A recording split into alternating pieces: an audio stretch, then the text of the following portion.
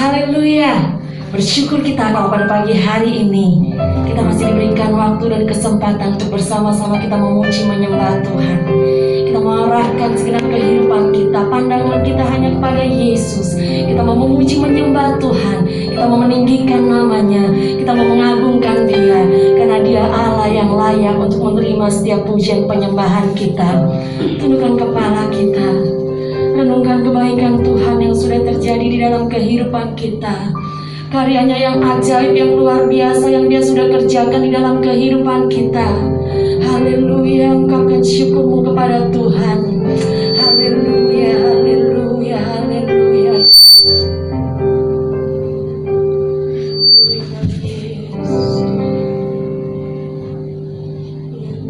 Terima kasih Bapa di surga.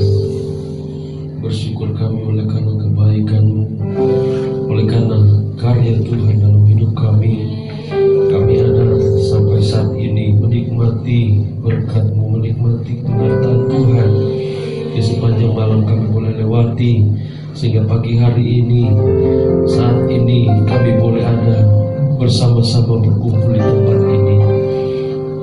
Satu tujuan hidup kami adalah untuk memuliakan Tuhan. Lewat ibadah kami saat ini kami serahkan dalam tangan Tuhan. Sebelum kami masuk lebih lagi menikmati hadirat-Mu, Kau kuduskan kami Tuhan dengan kuasa-Mu. Biarlah kami Tuhan tetap ada dalam kekudusan Tuhan. Sehingga ketika kami memuji menyembah Engkau, kami dilayakkan oleh Tuhan. Ampuni kami, ampuni pelanggaran kami, kelalaian kami Tuhan. Terima kasih Tuhan Yesus, terima kasih. Saat ini Tuhan, kami serahkan ibadah kami ini ke dalam tangan Tuhan. Biar Engkau yang beracara, Roh Kudus mengambil alih semua, berjalan dengan baik, berjalan sesuai dengan kehendak dan rencana Tuhan dalam hidup kami. Sehingga kami percaya ketika kami memuji menyembah Engkau, kami yang datang dengan berbagai persoalan pergumulan, maka kami akan pulang dengan kemerdekaan yang dari Tuhan. Kami pulang dengan sorak-sorak kemenangan yang dari Tuhan. Sebab itu Tuhan, kami serahkan seluruh hidup kami dalam tangan kasih Tuhan. Biar Engkau yang memimpin acara kami, ibadah kami, dari awal pertengahan sampai pada akhirnya. Terima kasih Tuhan Yesus, terima kasih. Segala bentuk kuasa kegelapan yang mau mengganggu jalannya ibadah kami, bentuk apapun yang mau bekerja, kami mau bersatu hati, kami tolak kuasanya dalam nama Yesus, dalam nama Yesus. Kuasa darah Yesus yang berkuasa di tempat ini, sehingga kami yang memuji Engkau, menyembah Engkau, baik kami di tempat ini, bahkan di rumah kami masing-masing, kami boleh merasakan kuasa-Mu, mengalami persekutuan yang indah bersama dengan Tuhan. Terima kasih Tuhan Yesus, terima kasih. Kami percaya umat-umat-Mu yang dalam perjalanan, Engkau terus antar mereka dengan kuasa-Mu, sehingga kemudian boleh tiba di tempat ini, sama-sama kami memuji memuliakan Tuhan. Terima kasih Tuhan, terima kasih. Engkau pakai dan urapi kami semua. Setiap pelayanan yang Engkau percayakan kepada kami, yang membawa kami dalam pujian, penyembahan, musik, bahkan seluruh yang terlibat dalam pelayanan saat ini, biarlah Roh Kudus-Mu mengurapi kami, sehingga pelayanan kami adalah pelayanan yang diberkati oleh Tuhan. Terima kasih Tuhan, kami siap untuk memuji menyembah Engkau. Kami akan buka, habiskan ibadah kami saat ini dalam satu nama yang ajaib, yaitu dalam nama Tuhan Yesus Kristus. Haleluya. Haleluya, haleluya. Sungguh besar kasih setia Tuhan di dalam kehidupan kita. Sungguh ajaib karya yang sudah Dia kerjakan bagi kehidupan kita.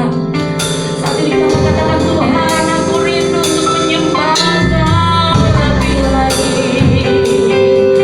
Kami rindu Engkau Tuhan. Haleluya.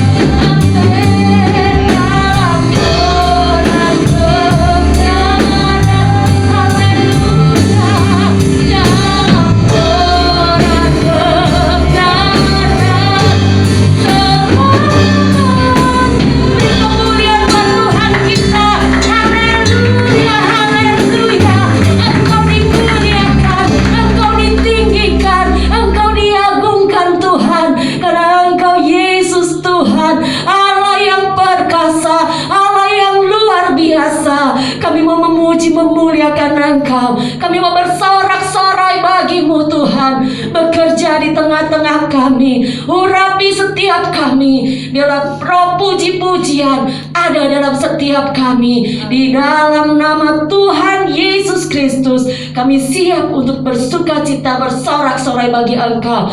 Haleluya. Semua yang percaya katakan amin. Ada haleluya? Haleluya. Kita akan katakan haleluya 3 kali dengan penuh semangat. Kita percaya bahwa Dia ada di tempat ini, bahwa Dia sedang bekerja di tengah-tengah kita. Kita katakan haleluya 3 kali. 1, 2, 3. Haleluya. Haleluya. Haleluya. Baik jemaat di atas, di bawah maupun di rumah, bersukacita karena kasih Tuhan telah bekerja dalam kehidupan kita. Naikkan pujian di haleluya. Haleluya.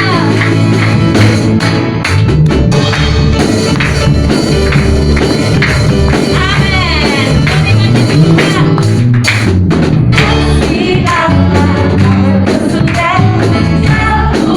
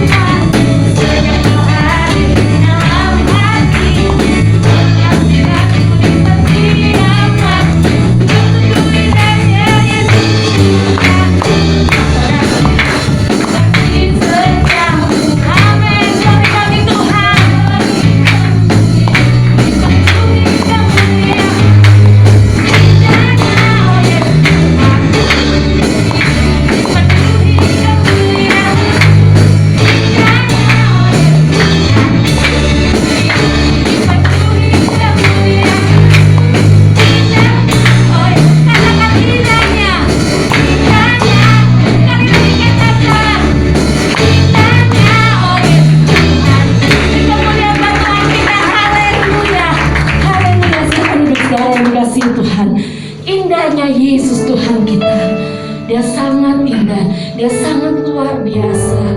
Dia adalah segala-galanya di dalam kehidupan kita.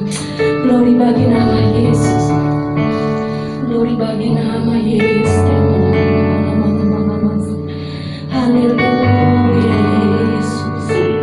Amin Tuhan.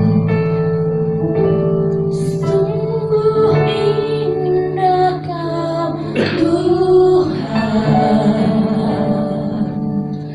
Penuh kasih dan sayang. Kau tempat penghiburan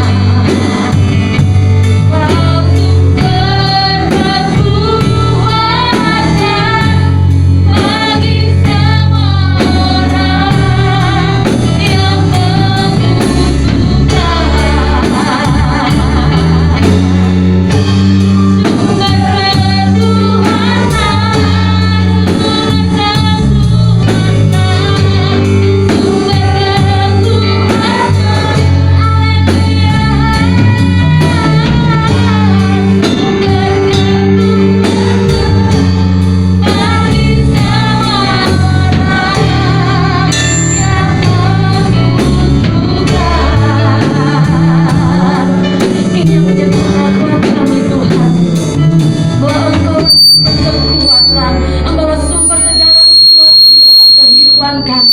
Dan saat ini Tuhan, kami mau mendengar firman-Mu. Engkau bekerja di tengah-tengah kami, berbicara melalui hamba-Mu. Pengurapan-Mu yang luar biasa, pengurapan-Mu dari tempat maha tinggi, Engkau taruh di dalam kehidupan hamba-Mu. Pengurapan-Mu juga Engkau taruh bagi setiap kami jemaat Tuhan yang ada, sehingga kami boleh mengerti apa yang menjadi isi hati-Mu bagi kami. Terima kasih Tuhan Yesus, terima kasih Roh Kudus. Kami siap untuk mendengarkan kebenaran firman-Mu. Kami siap untuk mendengarkan suara-Mu. Di dalam nama Tuhan Yesus Kristus, semua yang percaya katakan amin. Puji Tuhan, silakan duduk. Waktu selanjutnya saya serahkan kepada Bapak Gembala.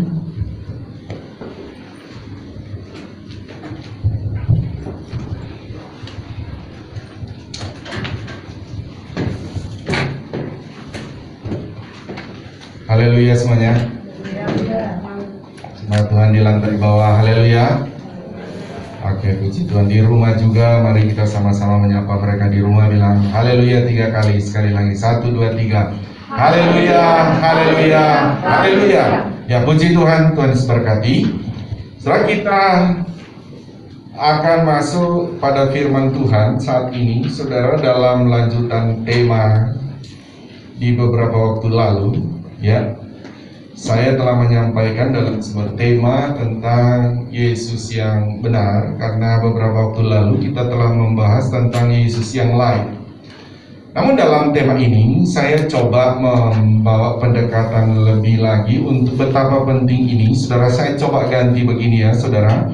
Tema ini adalah tema yang saya coba ganti. Yesus yang lain itu, saudara, adalah saya sudah bilang lalu juga, Yesus yang tidak menyelamatkan, ya. Yesus tidak menyelamatkan, dan Yesus benar itu Yesus yang menyelamatkan.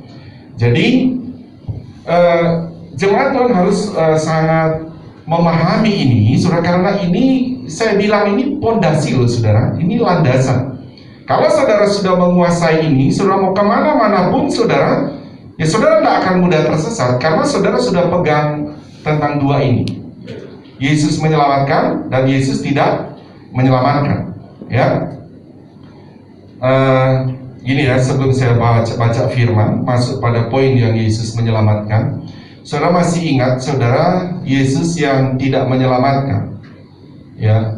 Yesus tidak menyelamatkan itu, ingat yang diajarkan oleh kami kalau di teologi itu bilangnya saudara Unitarian atau bilang Sabellianisme, itu nama orang itu Sabellianisme ya, karena dia yang dari abad ketiga dia mulai memunculkan tentang Yesus tidak menyelamatkan. Itu adalah maksudnya adalah Yesus yang Tuhan yang hanya Tuhan itu satu tetapi hanya pribadinya satu, begitu saudara ya.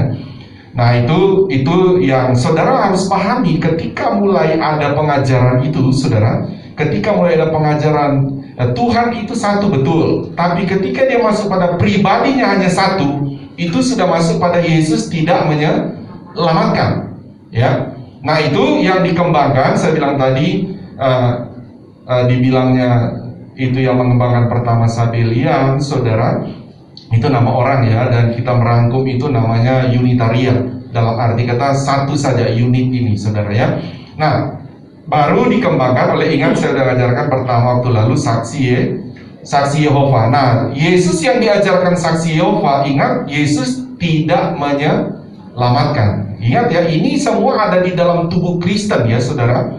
Nah, ajar yang kedua juga, ya karena apa? Karena saksi Yehova ini mengajarkan Yesus itu adalah ciptaan Allah.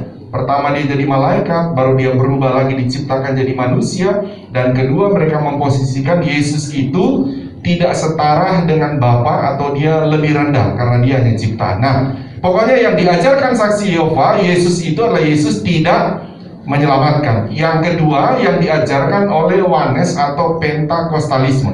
Makanya tolong jemaat di sini jangan bilang Pentakosta. Saudara harus bilang apa? Pantekosta. Karena beda doktrinnya, saudara. Pentakostalisme ini mengajarkan saudara bahwa Tuhan itu satu, pribadinya juga satu. Begitu saudara. Hanya dia saudara pribadi ini dia Bapa, baru bermanifestasi jadi anak, baru bermanifestasi jadi Roh Kudus. Nah, ketika sudah menerima pengajaran ini, berarti Yesus yang dia sedang beritakan adalah Yesus tidak menyelamatkan. Jadi hati-hati ya. Dan itu juga disebut Kristen. Ya, disebut Kristen. Nah, ada juga tentu saudara dalam tubuh Kristen, saudara, Yesus yang tidak menyelamatkan itu adalah Yesus yang diajarkan saudara oleh ya tadi saksi Yehova, Pentakostalisme ya saudara, dan Mormon ya saudara. Saya sudah bilang lalu Mormon ya, yang tiga Allah. Jadi saudara, Yesus itu Allah sendiri, Roh Kudus itu Allah sendiri, Bapa itu Allah sendiri. Jadi triteisme kalau kami bilang ya, tiga Allah. Nah, itu juga Yesus tidak menyelamatkan. Ya, masih ingat polanya ya saudara, pola yang saya ajarkan. Tuhan kita satu, atau Alkitab berkata Esa, Tuhanmu Esa, tapi pribadinya ada tiga. Jadi Tuhan kita satu, pribadinya tiga. Tapi kalau Mormon ini, saudara, itu Kristen juga ya, tapi dia tiga Allah. Jadi berdiri sendiri-sendiri ya, Bapa sendiri, Anak sendiri, Roh Kudus sendiri. Ya, itu juga Yesus tidak menyelamatkan. Nah, ada lagi nih saudara, ada lagi tentu ya dalam Kristen juga ya, di mana disebut juga Dwitunggal, jadi dua dalam satu. Ya, itu ada juga itu yang mengajarkan itu. Ya, hati-hati juga. Tentu kalau sudah begini, tentu itu Yesus tidak menyelamatkan. Ya, Bapa baru dia ciptakan Yesus, sama seperti saksi Yehova ini, saudara. Pengikutnya banyak. Seringkali saya lihat juga ada di doktrin itu, orang yang mengajarkan itu banyak kali muncul di WA kita soalnya ya, pengajaran dia. Ya, tapi saudara tidak mengerti soalnya, karena saya tahu dalam doktrinnya. Jadi Roh Kudus itu hanya sifatnya dia itu sebetulnya Bapa, hanya keluar masuk saja. Jadi dia hanya satu pribadi, tetapi Yesus itu juga saudara minor ya, maksud saya lebih rendah ya. Biasanya kita juga di teologi mengenal tentang mayor dan minor, mayoritas atau minoritas begitu ya saudara. Ada mayor, ada minor. Nah, Yesus itu posisinya minor begitu saudara ya, lebih rendah, tidak setara dengan Bapa. Jadi lebih rendah dia. Nah, juga saudara, ini tentu adalah Yesus yang tidak menyelamatkan. Jadi jemaat Tuhan juga di sini, tanggung jawab saya sebagai gembala sidang ya saudara, yang Tuhan sudah percayakan saudara ada di tempat ini ya, saya harus mengajar. Kenapa saudara? Karena begini ya, mari saya coba mengajak saudara buka dulu ayat maksudnya Matius pasal 7. Nanti saudara perhatikan ya, ayat 24 sampai 27. Perhatikan apa yang menjadi persoalan di sana ya saudaranya. Ini firman Tuhan yang disampaikan oleh Tuhan Yesus. Ayat 24, mari jemaat Tuhan di tempat ini, di atas, di lantai bawah, di rumah juga boleh bangkit berdiri. Mari kita baca ayat 24.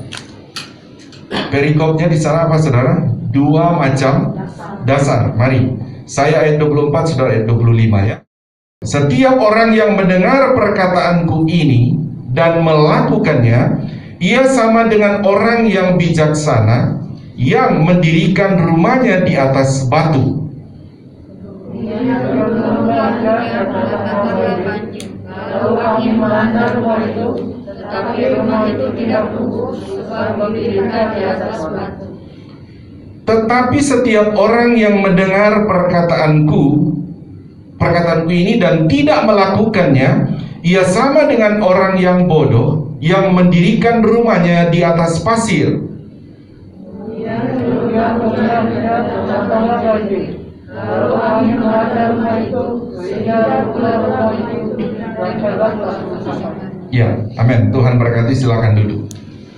Saudara perhatikan, ada berapa rumah di sana saudara? Ada dua rumah yang sama-sama berdiri, sama persis. Begini ya saudara, pokoknya ini saya mau supaya saudara kalau digambarkan saudara juga tergambar ya, terbayang. Ini rumah ada dua, Jadi maksud saya, saudara gak imajinasikan saja bahwa ini rumah ini sama persis ya, tidak ada bedanya, oke ya, tidak ada bedanya, oke. Ya gitu saja lah, saudara. Ini rumah sama. Tadi yang membedakan apa, saudara?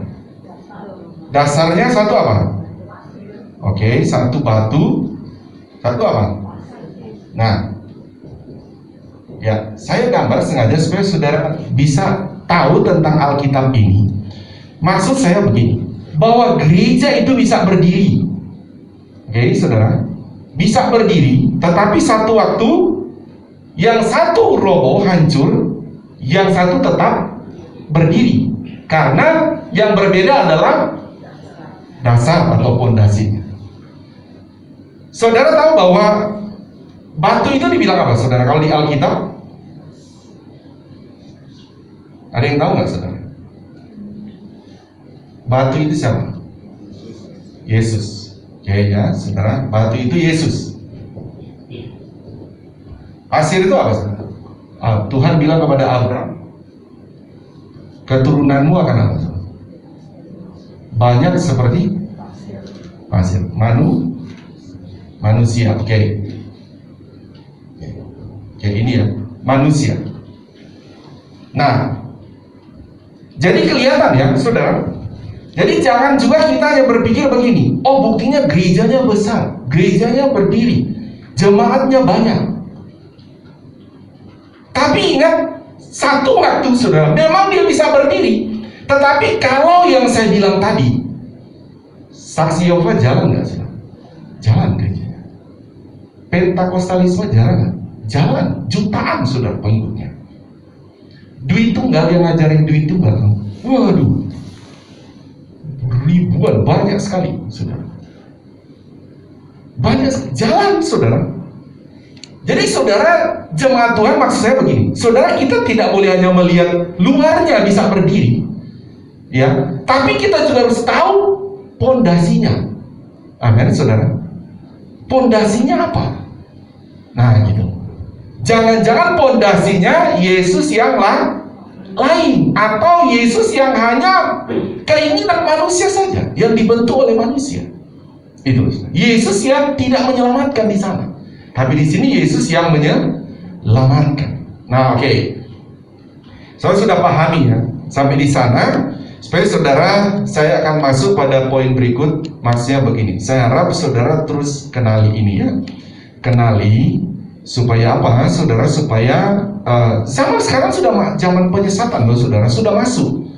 Ya, sudah masuk dalam penyesatan dalam konteks besar-besaran.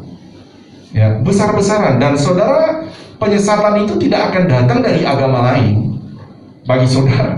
Justru akan datang dari agama Kristen sendiri. Karena ingat, di dalam agama Kristen, saya bilang tadi, saksi Yehova itu agama Kristen, Pentakostalisme itu agama Kristen, Mormon itu masuk agama Kristen, duit tunggal itu masuk agama Kristen. Dilindungi oleh negara loh, saudara. Dilindungi oleh negara. Semua ini akan datang kepada rumah ini, atau termasuk saudara. Posisi saudara berarti ada di sini. Kalau sana datang, pasti dia beritakan juga Yesus.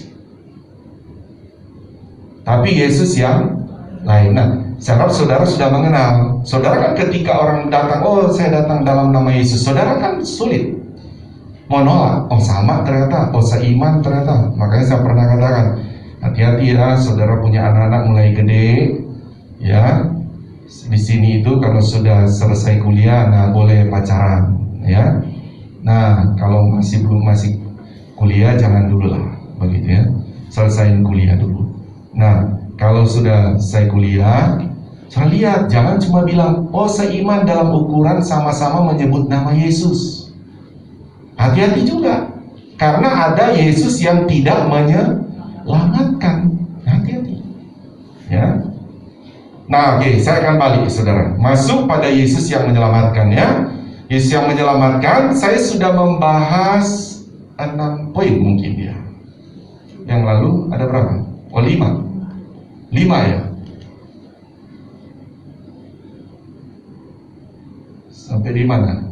Oh, Yesus yang disalib, Yesus yang mati, Yesus yang dikuburkan, Yesus yang bangkit, dan Yesus yang punya dua natur. Ya, Yesus yang oke, sampai di sana ya.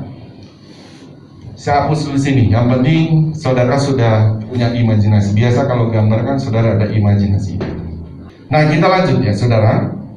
Kita akan lanjut di sini adalah ada juga saudara orang Kristen, saya lihat begini ya. Dia lemahnya imannya karena ada ayat berkata begini. Saya cuma ingat saja ini ya. Yesus itu mati seperti kata begini di perut Yunus di perut ikan 3 hari 3 malam begitu ya. Sehingga kalau kita bahas Yesus yang menyelamatkan itu Yesus yang mati, Yesus yang disalib ya, Yesus yang dikuburkan, Yesus yang bangkit.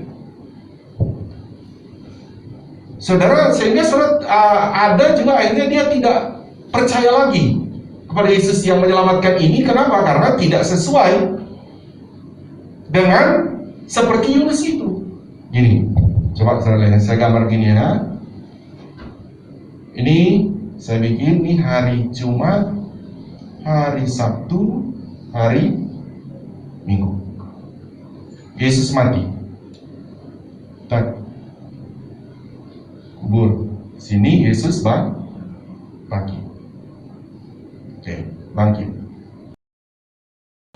Ini Jumat nih. Jumat. Oke, Sabtu aja baru Minggu ya. Nah, ingat saudara, saya pernah berkata lalu ya, cara hitungnya saudara, Yesus mati hari Jumat, ingat jam berapa? Jam 3 baru dia kubur ya, sini kubur ya. Nih, ini hari Jumat, baru masuk Sabtu, baru bangkit hari Minggu pagi-pagi. Ya, cara pindah hari orang Yahudi itu bukan jam 12 malam, tapi jam 6 sore. Jadi sini cuma berapa jam dia saudara? Dari jam 3 cuma berapa jam? 3 jam. Ya, cuma 3 jam. Ingat, sudah dihitung saudara 1 hari 1 malam. Sekalipun cuma 3 jam, tapi dia sudah masuk pada 1 hari 1 malam. Bisa paham saudara ya? Saya pernah beri contoh saudara. Siapa pegawai di sini? Saya pakai Pak Ajung aja ya, Pak Ajung. 1 minggu kerja berapa hari? 5 hari kerja. 1 hari berapa jam? 10. Nah, 1 hari itu 24 1 hari 24 jam. 24 jam. Ya. Tapi sebetulnya kamu kerja berapa hari? 5 hari. Tapi benar tak kamu kerja 24 jam 1 hari? Enggak kan? Tapi itu sudah budayanya. Ngerti ya? Nah, demikian juga bagi orang Yahudi. Ketika dia bilang begitu, ya sudah, jangan bilang tapi cuma 3 jam. Ya sudah, memang sudah begitu dia hitungannya. Sudah enggak boleh protes. Sama dengan saya bilang Pak Ajung. Oh tidak Pak Ajung, kamu tuh cuma kerjanya cuma sekian jam, enggak 1 hari. Tapi sudah hitungannya begitu. Ya kan? Sudah hitungannya 1 minggu 5 hari udah begitu udah. Bukan 24 jam. Harusnya yang benar 1 hari 24 jam. Tapi dihitungnya ada yang 8 jam. Ya kan? Cuma begitu kerjanya. Nah, ya oke. Jadi ini sudah dihitung 1 hari 1 malam. Baru masuk kepada hari jam 6 sore masuk kepada hari Sabtu. 1 hari 1 malam. Ini juga bangkit nih dia pagi-pagi di hari Minggu. Ini kan Sabtu sore pindah ke hari Minggu. Dihitung lagi pagi-pagi. Dia dihitung 1 hari 1 malam. Jadi 3 hari 3 malam ya. Supaya saudara punya iman ada pada Yesus yang benar, yang mati, yang dikubur, yang bangkit. Oke ya. Dan kita lanjut lagi saudara, kita sudah masuk pada Yesus yang menyelamatkan itu, atau Yesus yang benar, Yesus yang menyelamatkan. Masih ingat dia punya 1 pribadi tapi 2 natur. Oke ya, 1 pribadi 2 natur. Nah, itu kita sudah membahas. Kita masuk lagi pada poin berikut, saudara. Saya akan ajak saudara membaca Yohanes 20 ayat 11. Saudara harus ingat loh ini ya, saudara. Ini saya sedang mengajar, kalau rumah tadi ini saya sedang mengajar tentang pondasi loh, saudara. Ya. Coba ulang dari awal, saudara. Yesus yang menyelamatkan, Yesus yang mati di kayu salib, Yesus yang dikuburkan, Yesus yang bangkit, baru apa lagi, saudara? Yesus yang punya donatur, kok kayak 5? Yesus yang disalib. Oh ya, Yesus yang disalib karena ada yang mengajarkan Yesus tidak disalib. Tapi kita, Yesus yang menyelamatkan itu, Yesus yang disalib, Yesus yang mati di atas kayu salib, ya, juga Yesus yang dikuburkan, Yesus yang bangkit, dan Yesus yang punya satu pribadi, 2 natur. Oke, sudah 5 poin ya. Itu Yesus yang menyelamatkan, ya. Nah, yang berikut, saudara, adalah kita akan bahas Yesus yang menampakkan diri. Ingat, perhatikan ini, yang menampakkan diri tapi punya tubuh. Beda dengan iblis ya, saudara ya. Ini Yesus yang menampakkan diri tapi punya tubuh. Ini Yesus yang menyelamatkan. Mari kita baca, saudara. Mari jemaat Tuhan bangkit berdiri. Panjang ini ayat. Saya baca perikopnya apa di sana? Yesus menampakkan diri kepada Maria Magdalena. Ayat 11, saya ayat 12, saudara. Tetapi Maria berdiri dekat kubur itu dan menangis. Sambil menangis ia menjenguk ke dalam kubur itu. Dan tampak olehnya 2 orang malaikat berpakaian putih, yang seorang duduk di sebelah kanan dan yang lain di sebelah kaki di tempat mayat Yesus kembali. Kata malaikat-malaikat itu kepadanya, "Ibu," yang pada Maria Magdalena ya, "mengapa engkau menangis?" Jawab Maria kepada mereka, "Tuhanku telah diambil orang dan aku tidak tahu di mana ia diletakkan." Sudah berkata demikian, ia menoleh ke belakang dan melihat Yesus berdiri di situ. Tetapi dia tidak tahu bahwa itu adalah Yesus. Kata Yesus kepadanya, "Ibu, mengapa engkau menangis?" Jawab, "Siapakah yang kau cari?" Maria menyangka orang itu adalah penunggu taman, lalu berkata kepadanya, "Tuan, jikalau Tuan yang mengambil dia, katakanlah kepadaku di mana Tuan meletakkan dia, supaya aku dapat mengambilnya." Kata Yesus kepada Maria, Maria berkata kepadanya dalam bahasa Ibrani, Rabuni, artinya guru.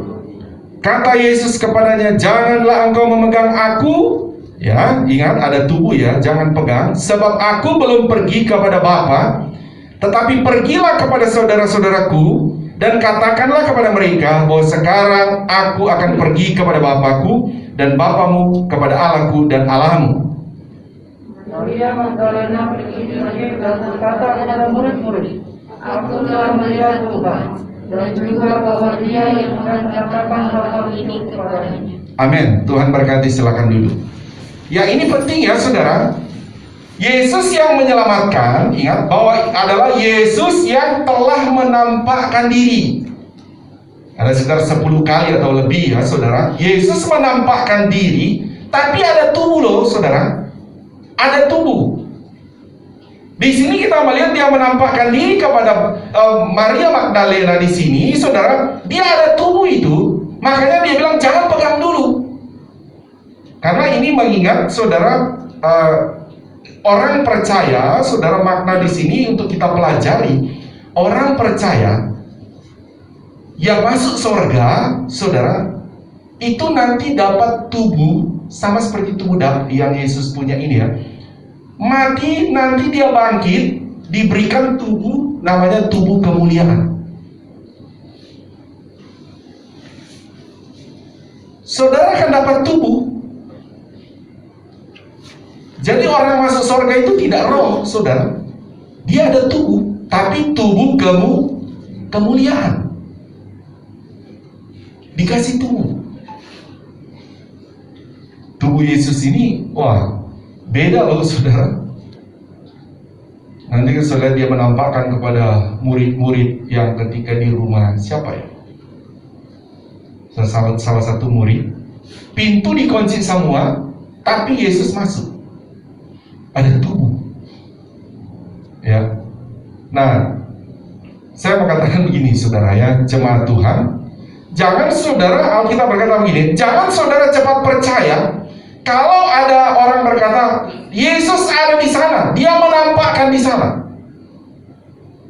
Alkitab bilang, kalau ada orang yang berkata, Yesus menampakkan di Jakarta. Nah, ini ada nih. Kemarin saudara, siapa yang ada lihat video yang beredar itu yang Alkitab penghalang apa itu saudara? Orang masuk surga, kalau tidak salah itu ya. Kan ada itu orang dia nyanyi. Itu yang mengajarkan itulah gereja yang maha kuasa kalau tidak salah ya. Hah? Gereja Tuhan yang maha kuasa. Nah, ini lagi saudara, gereja Tuhan yang maha kuasa. Ya. Dia berkata Alkitab sudah jadi penghalang orang untuk masuk surga. Ini mereka ini saudara, Yesus itu bagi mereka itu sudah datang. Dan saudara menjadi wanita di Cina itu, saudara. Ya. Ini gereja Tuhan yang maha kuasa. Nah, ini gereja juga, saudara. Kalau tidak salah sekitar tahun 1990. Dan dia berdiri, ada. Jadi satu toko ini memang orang China ya. Saoisian kalau tidak salah namanya. Jadi dia berkata dia didatangi Tuhan, ya, Tuhan Yesus sudah jadi perempuan, Tuhan Yesus lagi sudah jadi perempuan dan dia mendirikan sebuah sekte itu, berdiri sampai sekarang. Siapa yang diajak saudara? Itu orang-orang Kristen yang benar, yang disesatkan. Akhirnya orang Kristen banyak disesatkan, pengikutnya sudah puluhan ribu. Coba lihat dulu Matius 24 ayat 23. Jadi selalu ada ya, Yesus menampakkan diri, nanti ada Yesus juga yang menampakkan diri, tapi Yesus yang tidak menyelamatkan. Ya. Tapi saudara harus ada dalam pikiran bahwa Yesus yang kita imani, yang menyelamatkan, yang menampakkan diri, itu adalah Yesus yang punya tubuh. Ingat ya, beda ya, saudara harus bedakan dengan munculkan ayatnya. Bedakan dengan orang yang berkata itu, oh dia ada di sana, oh dia ada di sana. Ya, kalau dia cuma menampakkan seperti bayang-bayang cahaya. Kita lihat kata Alkitab. Mari baca bersama-sama ya. Baca bersama-sama. 1, 2, 3. Pada waktu itu, jika orang berkata kepada kamu, lihat, Mesias ada di sini. Mesias itu Yesus ya. Atau Mesias ada di sana, apa saudara? Jangan kamu percaya. Ayat 24 2, 3. Sebab Mesias palsu dan nabi-nabi palsu akan muncul, dan mereka akan mengadakan tanda-tanda yang dahsyat dan mujizat-mujizat, sehingga sekiranya mungkin mereka menyesatkan orang-orang apa? Lihat juga loh. Jadi sasaran mereka siapa saudara? Orang-orang pilihan yang sudah benar. Saudara, orang yang sudah benar, sudah diselamatkan, sudah memiliki Yesus yang menyelamatkan, amin. Tapi nabi-nabi palsu ini sasarannya adalah saudara. Jadi kalau ada orang bilang, oh Yesus sudah ada di Cina, seperti dikatakan tadi Saoisian ini, saudara, Alkitab bilang apa? Jangan percaya. Oh, dia berkembang di Korea, saudara. Makanya saya juga cek anak saya kan, oh jangan sampai ikut-ikut situ. Yang kalau tidak salah gereja itu yang di Korea pertama yang corona itu kena ya, kalau tidak salah ya. Puluhan ribu saudara pengikutnya. Itu orang-orang dari mana? Dari Kristen juga, saudara. Dari Kristen. Jadi Jadi kalau ada saudara begini, patokannya kan mudah, saudara. Ketika saudara bilang, oh ini Yesus ada di sana, oh Yesus ada di sana.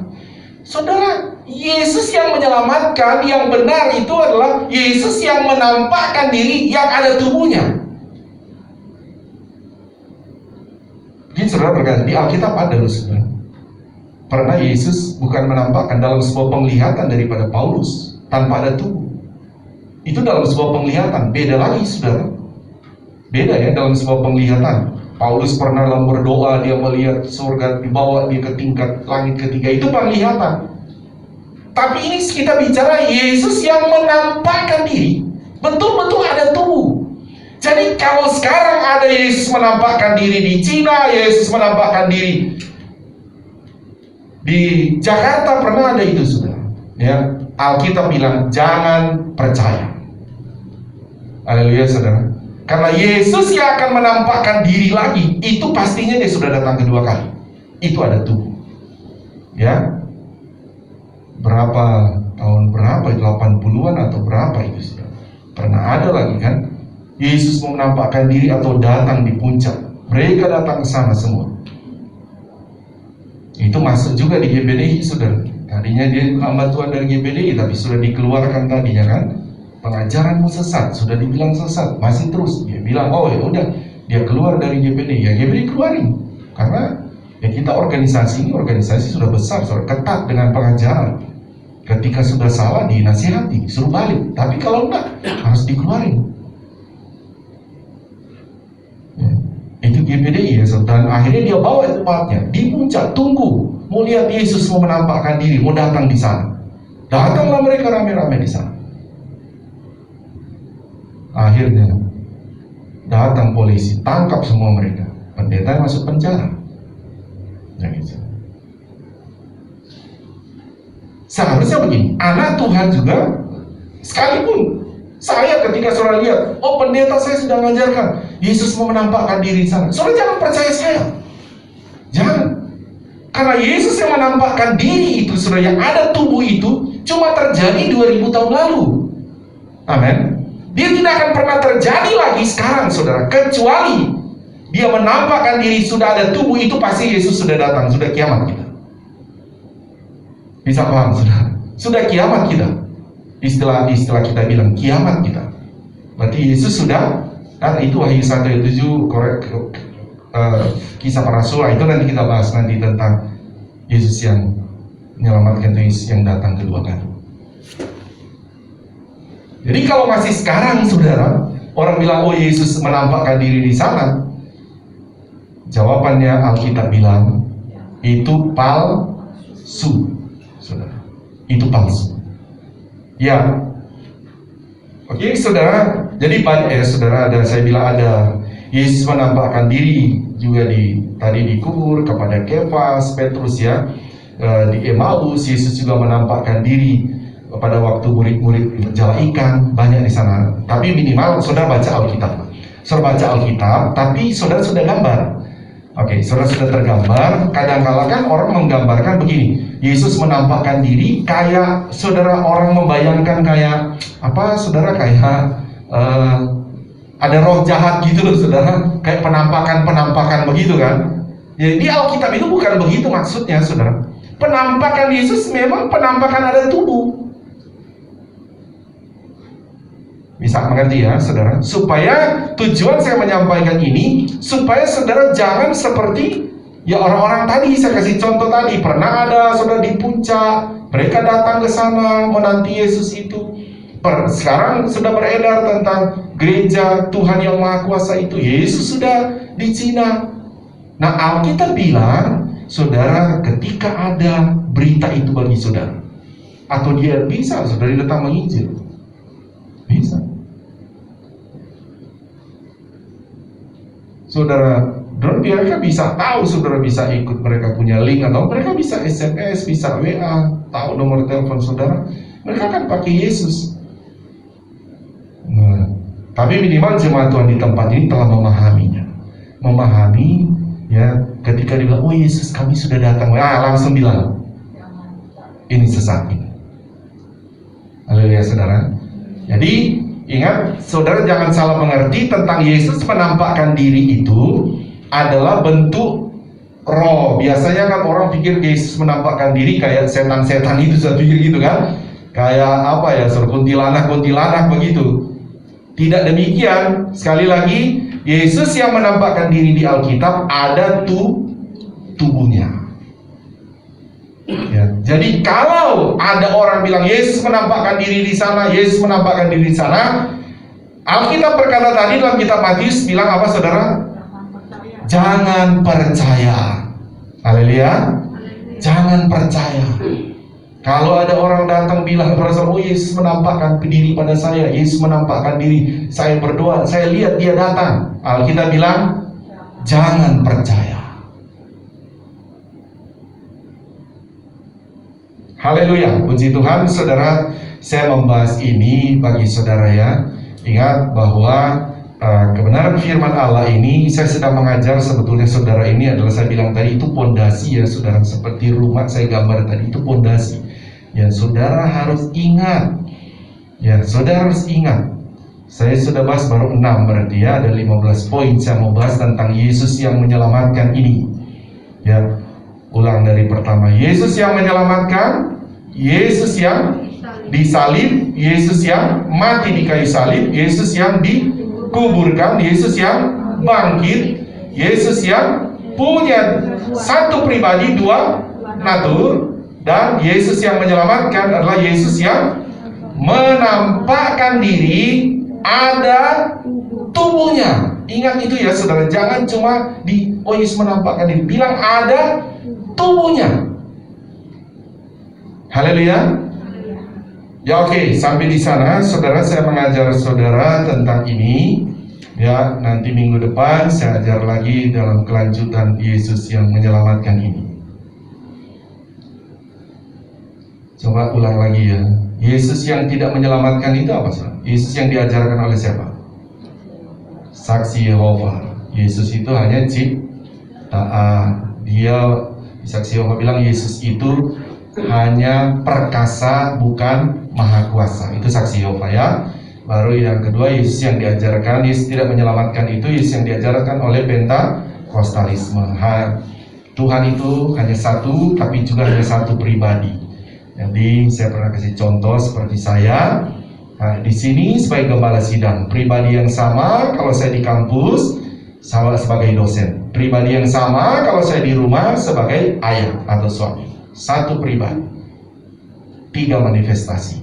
Nah ini bahaya. Ini Yesus di sana berarti Yesus tidak menyelamatkan. Jadi kalau dulu dia Bapa, baru dia manifestasi jadi Yesus, katanya begitu saudara ya. Jadi Yesus, dia balik lagi jadi Bapa lagi. Sekarang Yesus jadi Bapa lagi di surga. Nah itu manifestasi saudara. Nah ini Pentakostalisme. Tidak ada bedanya cara ibadah dengan kita. Ya. Nah itu juga saudara bilang itu Yesus tidak menyelamatkan. Dan juga ada Yesus yang diajarkan Dwi Tunggal. Nah saudara ya, Dwi Tunggal. Jadi Yesus hanya minor, dia bukan mayor. Dia hanya lebih rendah dari Bapa. Dia seperti saksi Yehova saja, hanya diberikan kuasa. Ya, oke. Hati-hati sekali lagi saudara, karena jangan hanya melihat rumahnya kata Alkitab tadi, tapi lihat pondasinya. Amin. Tuhan Yesus berkati ya. Oke, saya sudah selesai. Mari kita bangkit berdiri, jemaat Tuhan. Di lantai bawah di rumah juga bangkit berdiri. Kita akan langsung berdoa. Kami datang kepadamu ya Bapa di sorga, bersyukur kami sebelum kedatanganmu kedua kali ya Tuhan ke bumi ini.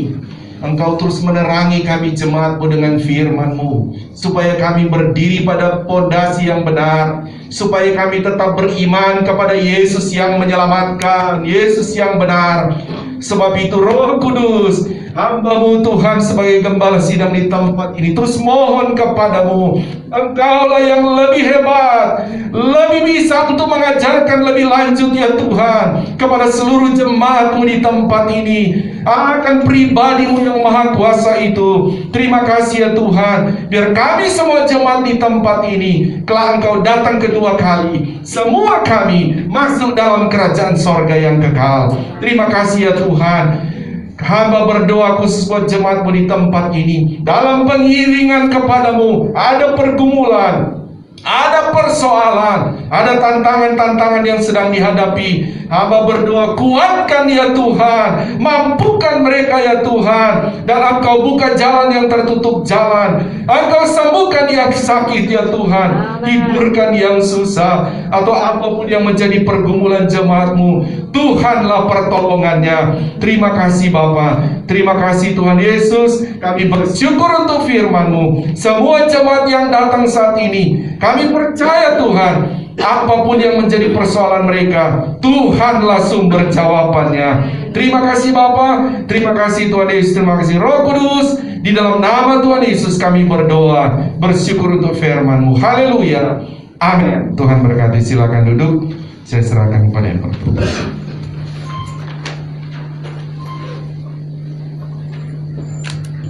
Tuhan, saya percaya kita semuanya diberkati oleh kebenaran firman Tuhan.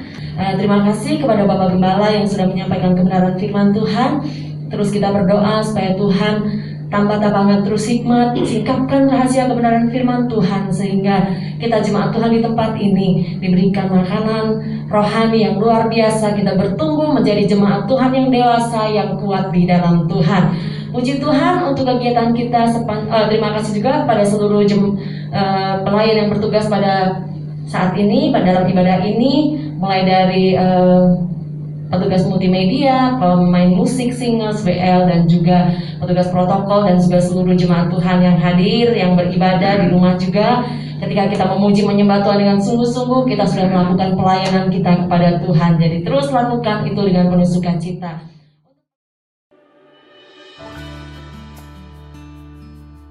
Persembahan operasional dan pembangunan dapat ditransfer ke rekening BCA 12814555872 atas nama Dedi Chandra Dinata.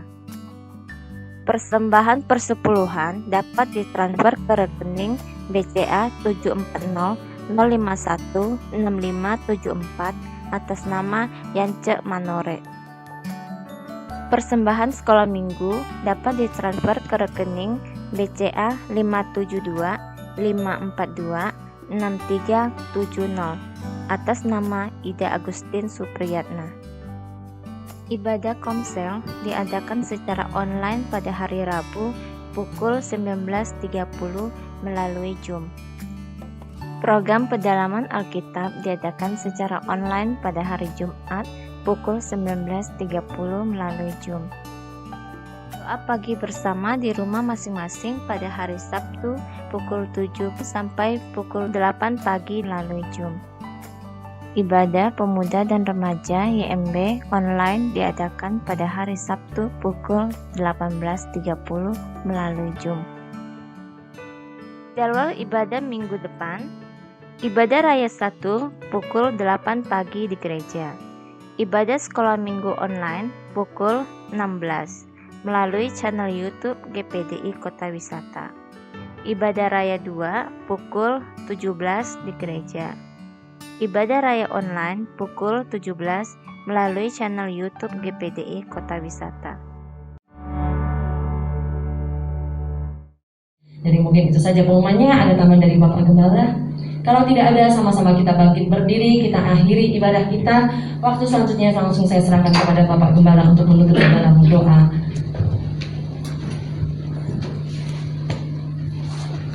Kita mau berdoa. Adakah jemaat Tuhan yang perlu didoakan? Engkau angkat tangan kananmu, taruh tangan kiri di dada. Ada yang saudara yang perlu didoakan karena ada pergumulan-pergumulan dalam hidupmu. Sebelum saya masuk dalam doa-doa syafaat, saya berdoa kepada engkau yang sedang mengangkat tangan saat ini. Bapa, di dalam nama Tuhan Yesus Kristus, lihatlah anak-anakmu ya Tuhan, yang sedang mengangkat tangan kepadamu. Ada pergumulan-pergumulan hidup ya Tuhan, yang sedang dihadapi. Kami percaya di dalam Engkau ya Tuhan Yesus, ada pertolongan, ada kesembuhan, ada kekuatan, ada sukacita, bahwa ada jawaban. Sebab itu hamba mohon, Berikan anugerah pertolongan itu ya Tuhan kepada mereka yang sedang mengangkat tangan ini di dalam nama Tuhan Yesus. Di dalam nama Tuhan Yesus, pertolongan Tuhan, kesembuhan dari Tuhan, kelepasan dari Tuhan terjadi bagi engkau. Kami percaya Tuhan, kami terima Tuhan pertolongan-Mu itu. Terima kasih Engkau turun tangan saat ini. Mari kita berdoa untuk bangsa negara kita. Kami bersama jemaat-Mu di tempat ini berdoa untuk bangsa negara ini. Tuhan, tolong ya Tuhan. Biar Engkau saja yang melawat negara ini. Kau melawat Tuhan, supaya banyak jiwa dapat diselamatkan. Engkau juga menaruh hikmat-Mu ya Tuhan, kepada presiden kami, wakil presiden, para menteri-menteri, para pemimpin-pemimpin dari pusat sampai daerah, kepada TNI, kepada Polri ya Tuhan, kepada semua mereka yang Engkau berikan tanggung jawab Tuhan untuk menjalankan tugas di negara ini. Taruhlah hikmat-Mu bagi mereka ya Tuhan, supaya negara ini Tuhan Engkau terus membimbing dalam kekuatan-Mu saja. Terima kasih Bapa, Engkau memberkati juga para dokter-dokter yang sedang menangani para pasien-pasien penyakit apapun, Engkau juga yang menyembuhkannya. Terima kasih sepanjang minggu ini kami jemaat-Mu menaruh segala aktivitas kami ke dalam kuasa-Mu, ke dalam otoritas-Mu ya Tuhan. Sehingga aktivitas kami jemaat-Mu, baik aktivitas dalam rumah tangga, dalam pekerjaan, dalam pendidikan kami, dalam pelayanan kami, semua ada dalam tangan-Mu ya Tuhan. Semua ada dalam otoritas-Mu. Sehingga kami Tuhan kembali pada minggu yang akan datang bersama-sama memuji memuliakan Engkau di tempat ini. Terima kasih, kami bersyukur untuk ibadah kami saat ini. Kalau ada jemaat Tuhan yang sedang sakit di rumah, kami tetap percaya bahwa bilur-bilur Tuhan kami Yesus Kristus menyembuhkan semua yang sakit ya Tuhan. Terima kasih, kami tutup ibadah kami terima berkat daripada-Mu. Mari jemaat Tuhan, angkat kedua belah tangan kita, haleluya. Ini kami anak-anak-Mu ya Bapa di sorga, mengangkat tangan kami sebagai pengakuan iman kami bahwa keselamatan hanya ada dalam nama-Mu Tuhan Yesus Kristus. Engkau juga menjadi sumber segala sumber berkat yang memberkati kami dengan berkat-berkat rohani, juga berkat-berkat jasmani. Akhirnya saudaraku, terimalah berkat daripada Allah Bapa, cinta kasih sayang daripada Tuhan Yesus Kristus, penghiburan persekutuan kuat kuasa, urapan-urapan baru dari Roh Kudus memenuhi kita semua saat ini sampai Maranatha. Tuhan Yesus datang kembali menjemput kita semua. Taruh tangan di dada, naikkan pujian ini.